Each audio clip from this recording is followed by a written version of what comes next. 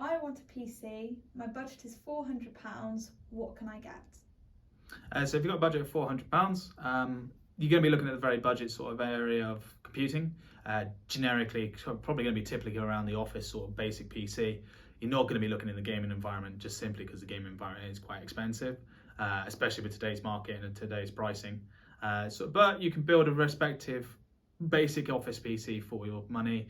You'd be something like a Celeron or a Pentium sort of processor, with possibly, if the budget just creeps about in, you should be able to get a small SSD in there as well, so you can have the performance with about 4 to 8 gig on the system. So you should get a very, very basic. It's not going to be anything flashy. We'd probably go down the AMD route, mainly because they have a higher value to, they have a lower value to their actual processing power, so that you don't have to pay so much for a good performance. I'm a photographer. What laptop specs and budget should I look for?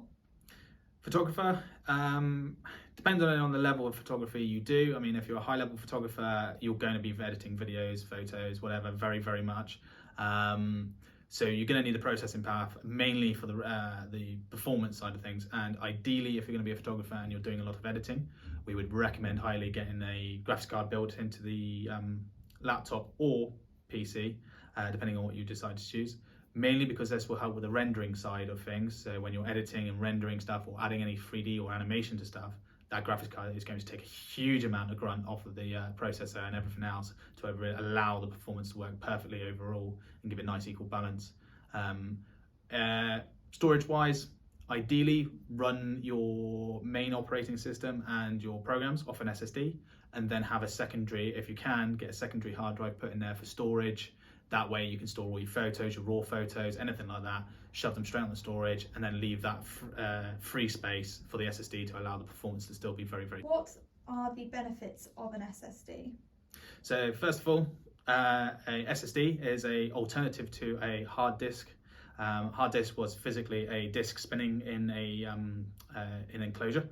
An SSD is basically very similar to a very large USB stick or a very large memory card. It stands for solid state drive, and the big benefits of the first thing is you're not limited to hardware limitations, e.g. a hard disk can only spin as fast as it can go. If it can't spin any faster, you can't read any or write any faster. Whereas with a memory card, those limitations are a lot less. And we have been seeing well into the thousands of megabits per second write and read times, which is one of your biggest benefits with using an SSD, is your performance goes through the roof. You're looking at least 10 times plus the performance just from that switch. Yes, they can be a little bit more expensive. However, the bang for buck is incredibly outweighs that. I love gaming. What does my PC need and what sort of budget am I looking at? Depends on how deep you want to go in the gaming world. The gaming world can start from sort of second hand or even just relatively basic new level ones, sort of 600 quid, up to absolute thousands. And I mean thousands, you could be up to well into 20 grand's worth of mark, depending on how crazy you want to go. If you call say you want 3090 Ti, 3090 RTXs, stuff like that, you're looking into thousands just to buy the graphics card. But in the gaming world, the graphics card is going to be your biggest thing, because the graphics card is generically what powers your games. But obviously, with the gaming world, it's probably best to seek very good advice. It'd be best probably to come and have a chat to us, mainly because buying a processor, buying a memory, and then buying some hard drive, and then just banging in the biggest graphics card you possibly can is not going to benefit you. You will create a bottleneck in your system, which is going to slow it down or not give you the performance that you want. So it's probably best to come to us, have a chat, and what we can do is build you one that's exactly in your budget, whether it be 600 quid to 20 grand. We will build something that works in that budget and is optimized to work well. Why would you need an SSD? And what are the signs that your PC or laptop might need one? It's probably an open-ended question nowadays. SSD, we don't actually supply anything, if we can, without an SSD, generally because hard drives are dying, they're slow, they're sluggish. SSDs are relatively cheap in the sense of the smaller side. Obviously, if you're looking at big storage SSDs, they can be very expensive, but I have no reason why you would want to go the opposite way. All of the things would be why would you definitely need one, is it's just cost effective. Signs that you need one: if you generally do, if we had an example the other day, we had a laptop that come in, it only been 6 months, she had a hard drive in it, and it was extremely slow. It was looking at sort of 40-50 seconds to sort of boot and plus SSD, put it in, and we're down to sort of 10-15 seconds boot time. So the performance increases incredibly, performance goes through the roof. And the sign there was that she had slowness. Nobody wants slowness, and not in a day like this. We have fast computers. We don't need to be slow. So your simple sign is your computer slow and sluggish and sort of dragging its heels? And if that's the case, then it's either a software issue or you're limited by your hardware, and it's time for an SSD upgrade. What coding languages can you and the team write in? So quite a few here. Myself and some of the other guys have got a mixture, a very varied amount of different coding languages, from PHP, HTML. I mean, some people are going to tell me, because HTML is not a programming language, it's more of a markup language. You've got CSS, which cascading style sheets we can write in. We can write in assembly, we can write in binary, we can write in JavaScript, Java, C#, C++, C. If you want to go down the library side, you've got Angular, Laravel, all of those we can code in, .NET. There's about, I think we worked out, it's nearly close to 20 different languages we can all write in. SQL, all of those. We've got a vast, varied amount of different languages. Obviously, our core ones that we work in a lot of are JavaScript, PHP, MySQL, HTML, and CSS, or SAS with the newer stuff. But yeah, pretty much most languages, if we don't know it, we can probably pick it up quite quickly. Windows 11 has just come out. What should we expect, and what implications does it have? So very new to me as well. I've only just installed Windows 11 on one of my laptops as a test rig. I have to admit, it's very pretty, very, very pretty. It's good looking. It's curved edges instead of square, very subtle. I'd be prepared for a lot of change for a lot of people, because it's widget based, it's more tablet based in a way, which isn't a bad thing. It's quite nice, it's quite pretty. But for the general user that's quite used to the menu being on the left, for example, the menu is now in the middle. It's sort of more the Mac orientation where everything's sort of docked in the middle. It pretty much runs the same. I think I'd say with a lot of people, if you're upgrading to it right now, I'd probably, for especially businesses, hold off for at least sort of 3 to 6 months just to let the bugs come through. As it's a brand new operating system, there is going to be teething issues no matter what. There is going to be something that's going to come in the way and it's going to slow you down, or a product or a program you use doesn't work with it anymore. So I just be wary if you're going to upgrade straight away. Be mindful of what programs and stuff that you might majorly need in your business or in your day-to-day life to work. It might not be compatible with Windows 11, not just yet, but it will be in the works. It will just take a few months to be ironed out. What is the difference between wireless and broadband? So big thing, a lot of people get this wrong. Lots and lots of people get this wrong. So wireless and broadband are two complete separate entities. Wireless is a wireless network. It doesn't provide internet, which is what broadband is. Broadband is a type of internet service that we use. Majorly what you see in your house, the BT socket, all of that, that is your broadband. That is a service provided by an internet service provider to your house. Your then router then translates that broadband into usable internet. And then Wi-Fi or wireless internet services is a network that is the opposite of using a network cable.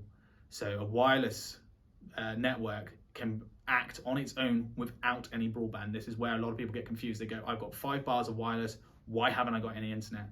Because your Wi-Fi is completely separate. Wi-Fi is a type of technology which is used for creating a wireless network. Broadband is a form of internet service providing. Which cables do you use for indoor and outdoor, and what is an Ethernet cable? So without getting too technical in a lot of things, basics of an Ethernet cable is a 4-pair cable with 8 cores. So there are little copper cables inside. You've got 2 types. You've got stranded and solid. Solid is generically used for cable runs, so long distance cable runs, or generically up to 90 meters. Few people go, oh, you can do 100 meters. However, The standard should be 90 meters with 2 5-meter maximum length patch leads, and patch leads are generally what you use between the socket on the wall or the router or whatever and to the device you're going to use. That is a patch lead, which is normally used in stranded. Indoor and outdoor, this is a big thing for, especially for concerns, as indoor cable, you only use indoor category cable. So we generically use Cat 6. You can use Cat 7, Cat 8. Seems a little bit extreme for most households. Cat 6 will suffice and supports 10 gigabits per second up to 40 odd meters. And then you've got Cat 6A, which will support up to 100 meters. We would generally say Cat 6 internal for all internal work, and then you can buy external grade cable for using outside. And the main reason you use different types of cable is because outdoor cable is not built, or generically not built, to be low smoke. So if you use outdoor grade cable indoors, when there is a fire, then the smoke is very, very thick if those cables catch fire, hence why they're not used inside, because then you can't see and causes a fire risk and causes the ability to not allow people out the building because they can't see. Whereas that's why you will use indoor cable indoors, outdoor cables outdoors. And for the opposite side, generically you always use outdoor cable, or you should always use outdoor cable outside, because it has a thicker coating and it also is UV protected. It's a lot of the times when we go out to sites and we find problems, it's because somebody's used indoor grade cable outdoor, they buried it in the ground, or they've got it strapped around the building, the sun's broken it. It's started to seep in water, it's broken because the UV's broken the PVC coating and it's snapped and it's started breaking, and it's because the grade of cable's wrong. Your internet provider gives you a router. What is this and can you change it? So router is exactly what it is. It is the routing of networks. So it's basically like street signs. If you think of a router, it's a street sign or a map. It tells you which way to go. That's what the router is doing. It's telling the network where to go. Which direction do I take this bit of information? Do I send it to the internet? Do I send it to this other computer? That is a router. On the side of can I change it? Read your contract. Read your contract from your ISP, your internet service provider, whether it be Sky, Virgin, anything like that. Read your contracts. Some are very, very stipulated that if you change the router, you have voided your terms and conditions. However, a lot of them are pretty laid back and they will allow you to change your own router. We actually highly recommend it because bar the BT ones, which are the new Hub 6s, are quite good on Wi-Fi. However, they do have their very big limitations. There's a lot of stuff that you can't do with them because they've locked them down. However, Wi-Fi is pretty good. But you can get better and have more freedom. So you can go down the really crazy route of going down the Nighthawk ones, which are big, expensive, but got great Wi-Fi coverage.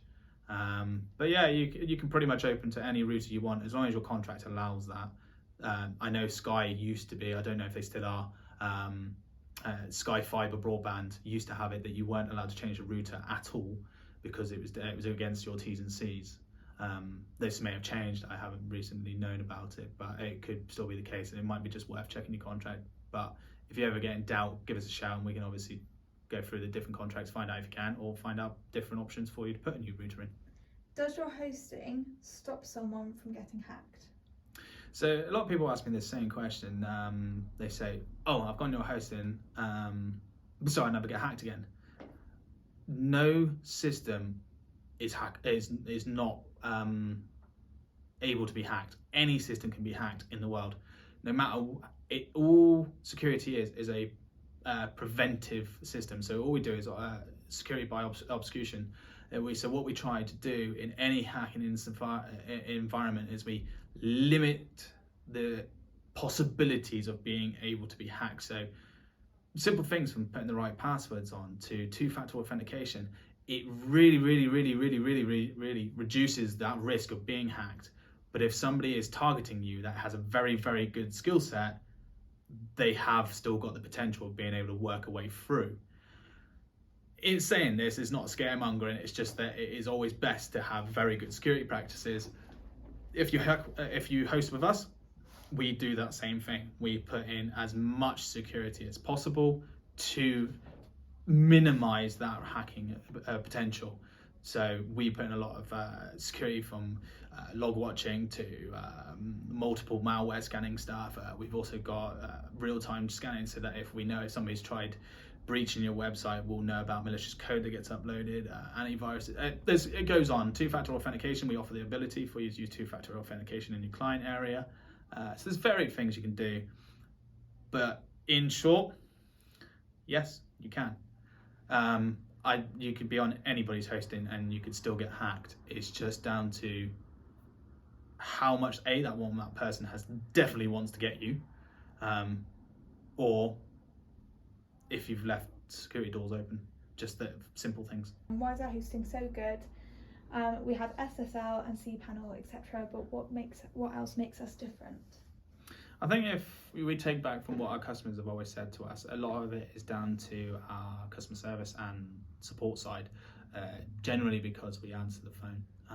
A lot of people have said to us, it's nice to be able to talk to a human, not get sent into a call center or just be handed to a tech and they go, I don't know anything about your system. Whereas generically, most of us will know your system one way or another, or somebody near them will know the system or how your website's built, so we'll have an idea of how to support you.